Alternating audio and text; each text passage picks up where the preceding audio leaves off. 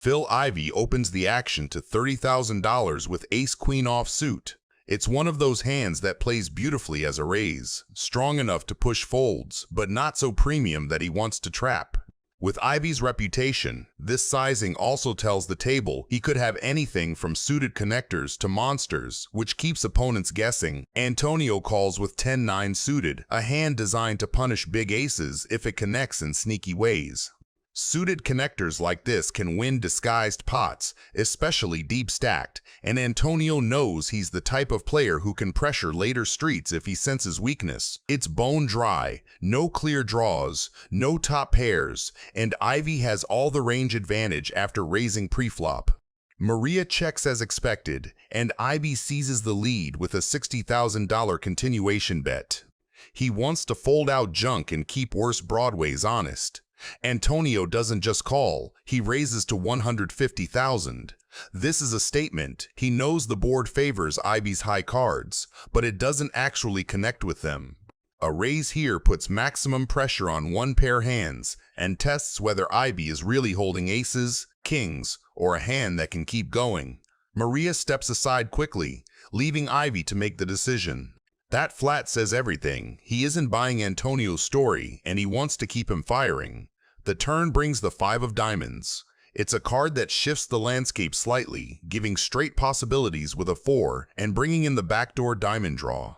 Ivey checks, staying consistent with a range that could easily include strong aces or even slow play pairs. Antonio bets $152,000, a continuation of his aggression that looks perfectly credible. It tells the story of a big pocket pair protecting itself, or even a set that doesn't want to give free cards. You think Phil Ivey became the kind of guy who forgets his best friends being inducted into the Poker Hall of Fame by folding turns? Come on. But Ivey doesn't flinch. His call here isn't just about the strength of ace-queen high, it's about forcing Antonio to keep proving his hand.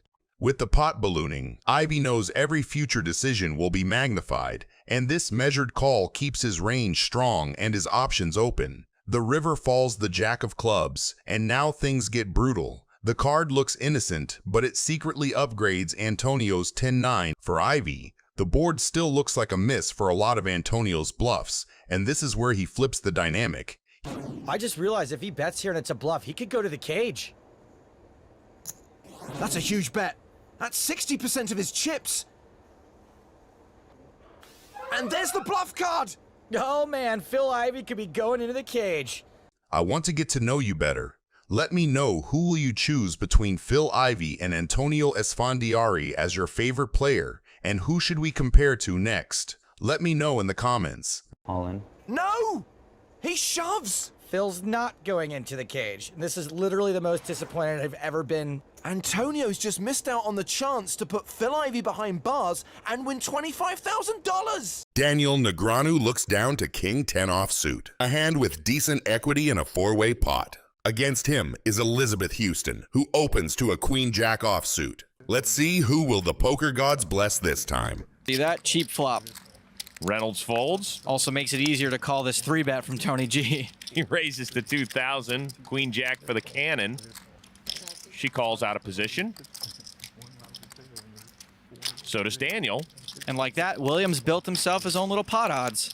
He calls 2. 4-person party to the flop.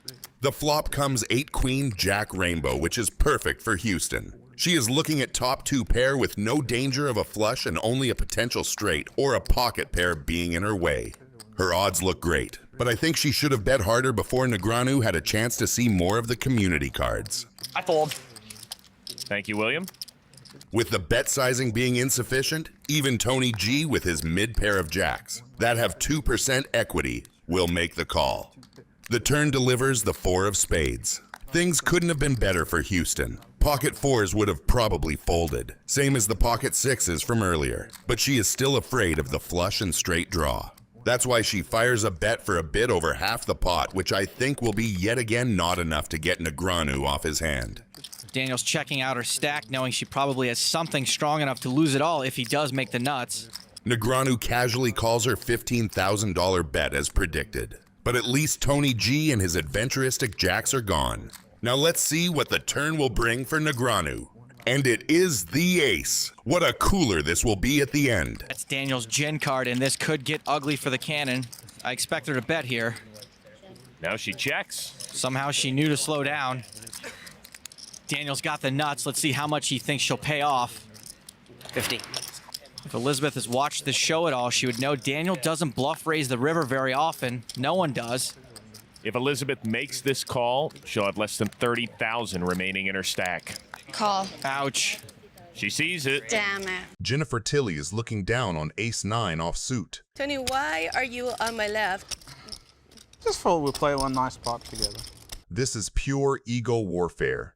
Tony G has ace-king and does exactly what you expect from him. He bumps it up to 4,000. Jennifer Tilly does something that really defines the rest of the hand. She does not just call and play a small pot. She reaches for chips and re-raises to 12,000. That re-raise is her planting a flag. Wow. From Tony's point of view, ace-king is way too strong to fold, and a 5-bet shove is probably overplaying it against a range that still has monsters. Is it that good? 12.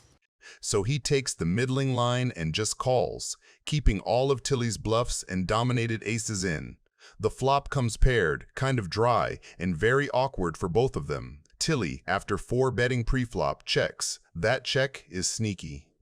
With ace-9, she has completely missed.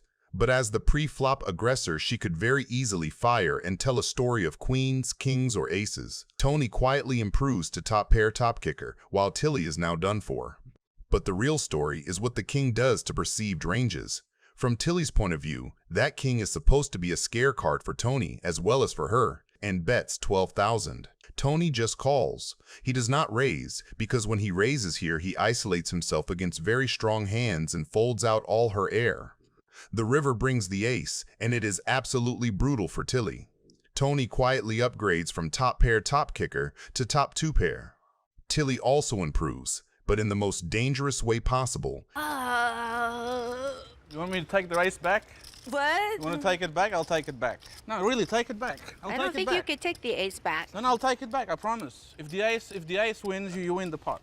What do you mean? So I'm worried like the ace upset you, so I'm happy to take it No, off the the table. 25K upset Okay, me. all right, let's leave it on there then. I might need it. Oh my God. I don't even know why I raised you in the first place. You want me to make it 20? Yeah, make it 20. All right, make it 20. What a nice guy. Okay, cool. Makes the call. Ace king, I wouldn't lie. Phil Ivey is looking down on ace-5 suited. Faraz opens to $50,000 with jack-10 offsuit. From late position, this raise represents a wide, linear range that includes suited connectors, broadways, pairs. Ivey calls with ace-5 suited. The call keeps his range uncapped and deceptive. Were you good at math in school? I don't think that was math. I don't know what you even call that. I think it's called edge sorting. This paired low board is excellent for the caller in Ivey's seat and uncomfortable for 2 overcard ranges. Faraz continuation bets $80,000. That bet leverages his pre-flop initiative and targets autofolds from unimproved overcards. Ivey calls. He continues with several classes.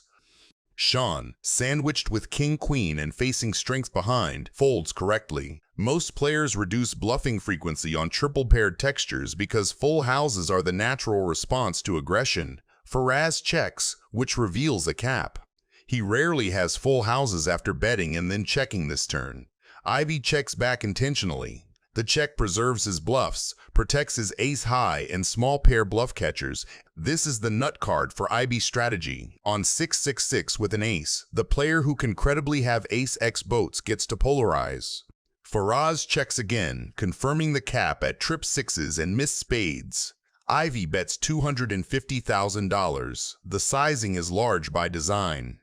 It tells a polarized story of full houses and bluffs and targets exactly Faraz's checking range, trip sixes that hate calling a big bet when the ace pairs the board, and busted spade draws that will fold.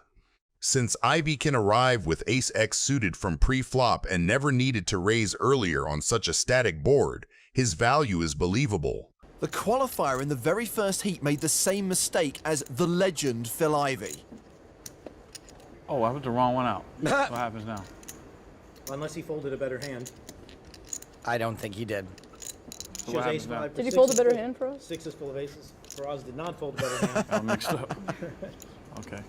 Phil takes the pot. Doug Polk kicks things off with 7-5 suited. His stack is huge compared to most people on the table, so he can freely fish for a straight or a flush here. 6 raises to 7. Whoa!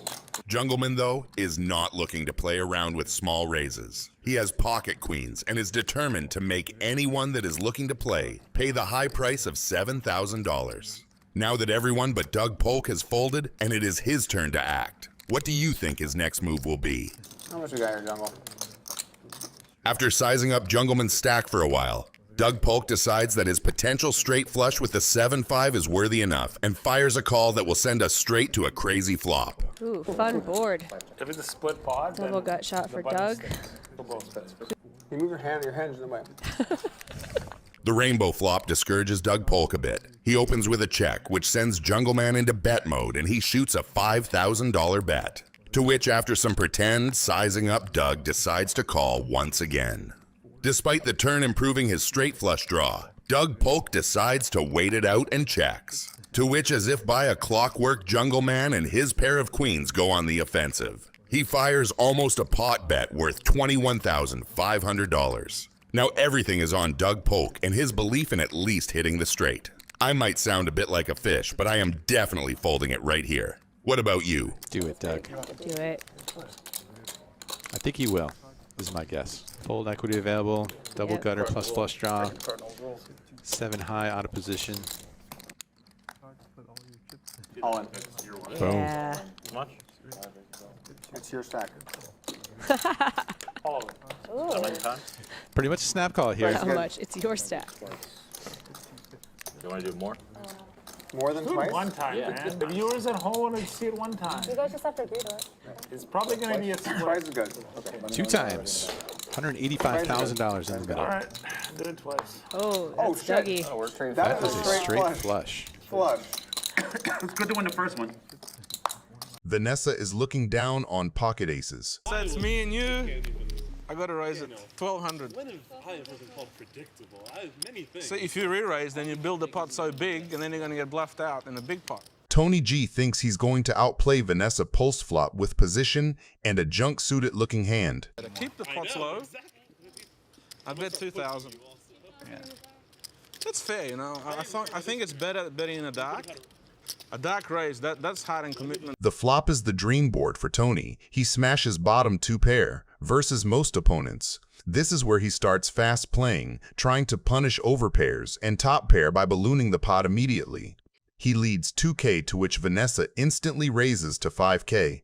From her point of view, this looks super standard. She has overpair, she doesn't block spades, there are straight and flush combos Tony G can show up with, and she wants to deny equity. You ready?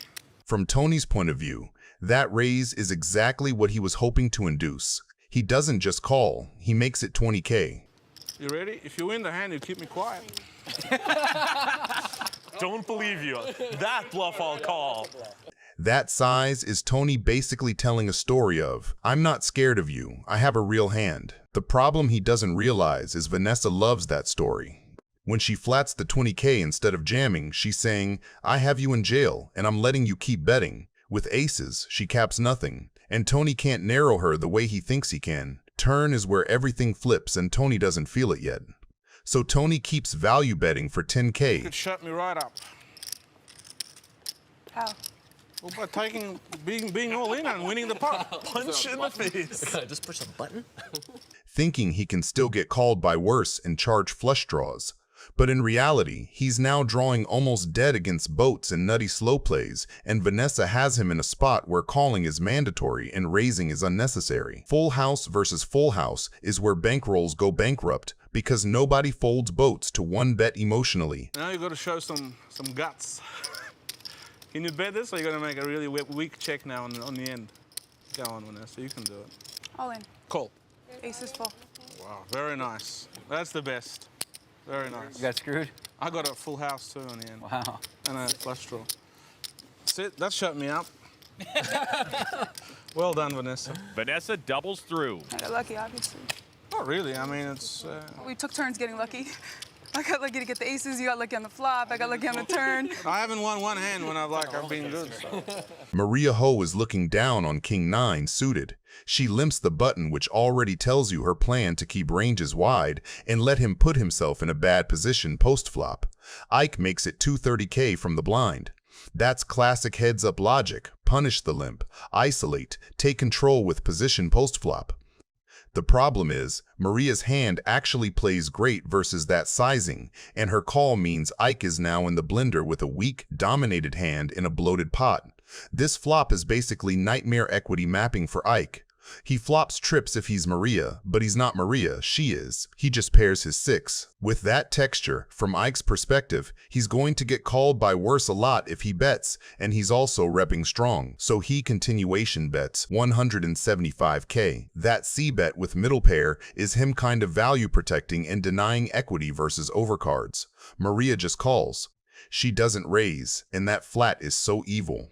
If she raises the flop, Ike can sometimes hero fold hands and avoid lighting the rest of the clip on fire.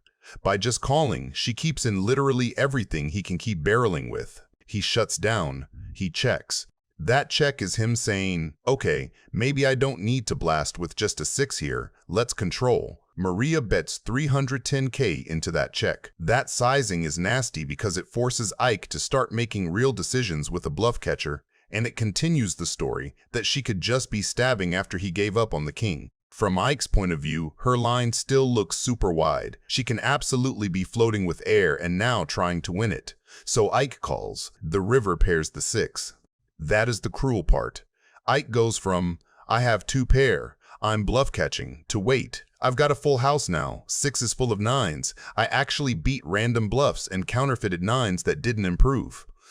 His hand upgrades in his mind. He checks, planning to catch, and Maria just rips it in. And she shoves on Ike. I want to make a really big fold here. I think you have it. 5 seconds. Yeah, okay. Time to look either real smart or real dumb. Ugh, that was gross.